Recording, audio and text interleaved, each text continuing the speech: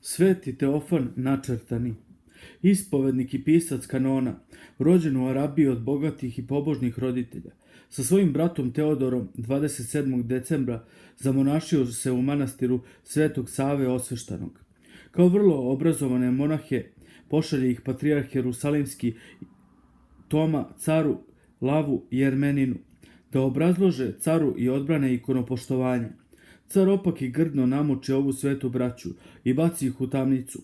Docniji car ikonoborac Teofil produži ih mučiti i da bi ih izložio podsmehu sveta naredi da se na njihovom licu nacrtaju neke podrugljive reči. Po svršetku ikonoborstva sveti Teofan bude pušten u slobodu i uskoro posvećen za episkopa.